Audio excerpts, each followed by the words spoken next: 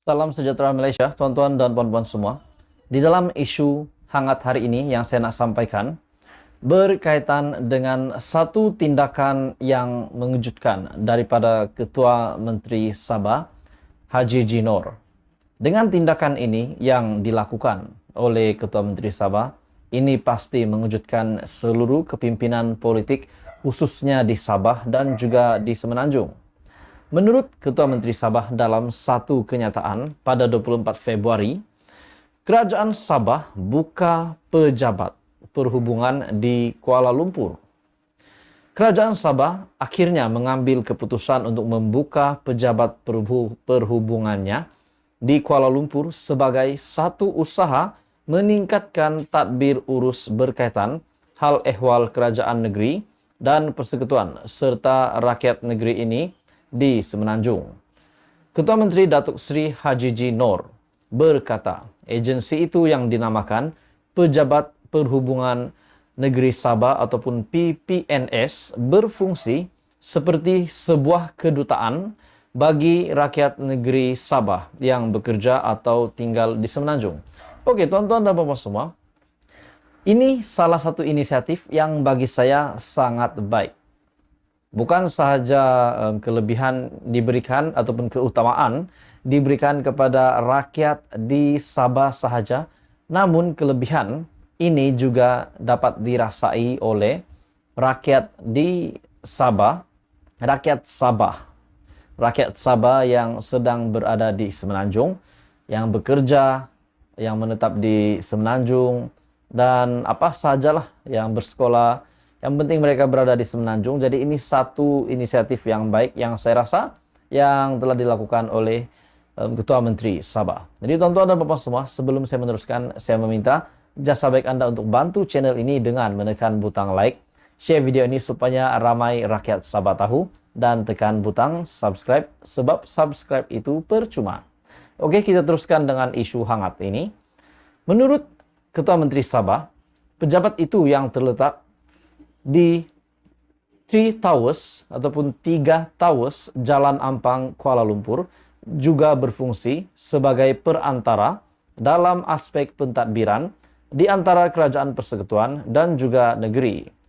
PPNS Kuala Lumpur ini adalah sebuah agensi kerajaan negeri di bawah jabatan Ketua Menteri Sabah yang juga turut berfungsi sebagai perantara kerajaan negeri Sabah berkaitan hal ehwal pentadbiran dengan kerajaan persekutuan. Landscape pentadbiran kerajaan negeri sudah berubah. Oleh itu, wujud keperluan interaksi di antara kerajaan seperti berkaitan isu migrasi, pelancongan, pelaburan dan hal ehwal diplomatik yang memerlukan kerajaan negeri mewujudkan pejabat. Jadi, tuan-tuan dan puan-puan semua, pada masa yang sama, katanya PPNS Kuala Lumpur juga perlu memaksimumkan kecekapan pengurusan tadbir urus yang menjadi faktor penting menarik pelabur datang ke Sabah. Jadi tuan-tuan dan puan-puan semua, ini satu inisiatif yang baik bagi saya. Dan setelah lama kita menantikan pengumuman terkini daripada Ketua Menteri Sabah, khususnya kepada rakyat Sabah, tidak kira yang berada di Sabah, yang berada di Semenanjung.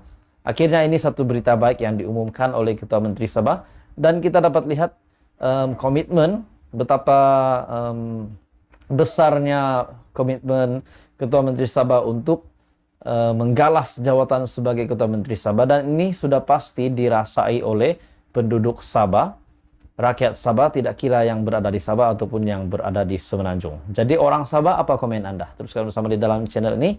Jangan lupa bantu channel ini dengan menekan butang like, share, dan subscribe. Halo semua, salam sejahtera Malaysia. Selamat datang ke channel Fels Lifestyle. Kita kembali dengan satu isu yang sangat menarik hari ini, berkaitan dengan setelah Anwar Ibrahim menjadi Perdana Menteri, sudah pasti manifesto yang telah disampaikan sewaktu PRU15 dulu sudah pasti dituntut oleh ramai orang. Saudara-saudara, tuan-tuan dan puan-puan, ada satu perkembangan terkini ataupun satu tuntutan, saya rasa tuntutan, ataupun mungkin kalau ini dari parti lawan, adakah ini kita boleh sebut sebagai ugutan? Tapi bagi saya, tuan-tuan dan puan-puan semua, ini adalah satu tuntutan daripada rakyat Malaysia kepada Perdana Menteri Malaysia ke-10, Datuk Seri Anwar Ibrahim. Seperti yang kita tahu juga dalam perkembangan yang lain, setelah pembentangan pembentangan Belanjawan 2023 yang ada menyentuh berkenaan dengan B40, M40, T20, bahkan juga bekas Perdana Menteri yaitu Ismail Sabri Yaakob juga ada membuat kenyataan berkaitan dengan pengeluaran KWSP bersasar. Maksudnya bersasar adalah yang hanya layak untuk membuat pengeluaran. Dan akhirnya banyak tuntutan-tuntutan yang telah di follow up semula kepada Perdana Menteri Malaysia hari ini. Dan hari ini, saudara-saudara, satu kenyataan yang bagi saya ini sangat penting, di mana 6 tuntutan kepada Perdana Menteri perlu dilaksana segera. 6 tuntutan kepada Perdana Menteri, kepada kerajaan melalui nota kepada Perdana Menteri Malaysia ke-10, Datuk Seri Anwar Ibrahim perlu diberi perhatian dan dilaksana secepat mungkin, meskipun setiap cadangan pembaharuan tersebut perlu diimplementasikan secara berperingkat melalui proses perundangan tertentu. Kenyataan daripada Ketua Pegawai Eksekutif Yayasan Sinar untuk Malaysia, #RasuahBusters, Nur Hayati Nordin, berkata, perkara berkenaan sewajarnya segera untuk dibincangkan dan diputuskan dalam parlimen dengan kadar segera, kerana sekiranya lewat, ini bakal memberi kesan terhadap kedudukan Perdana Menteri dan kestabilan kerajaan sendiri. Jadi tuan-tuan dan puan semua, bagi saya kenyataan daripada Ketua Pegawai Eksekutif Yayasan Sinar, yaitu RasuahBusters, yaitu individu yang bernama Nur Hayati Nordin. Kenyataan ini bagi saya satu peringatan yang baik untuk Perdana Menteri Malaysia ke-10. Disebabkan ini menyentuh berkenaan dengan status Perdana Menteri Malaysia ke-10 dan juga berkenaan dengan kestabilan kerajaan Malaysia hari ini. Sebahagian besar daripada tuntutan tersebut bukanlah perkara baharu yang diutarakan oleh rakan gabungan RasuahBusters sejak beberapa tahun yang lepas. Ini bermakna dengan kehendak politik serius, maka reformasi yang dituntut akan boleh dilaksanakan dalam tempoh terdekat. Dan perkara itu juga harus segera untuk dibangkitkan, dibincangkan, dan diputuskan dalam parlimen dengan segera, kerana sebarang kelewatan akan memprejudiskan kedudukan Perdana Menteri dan kestabilan kerajaan sendiri.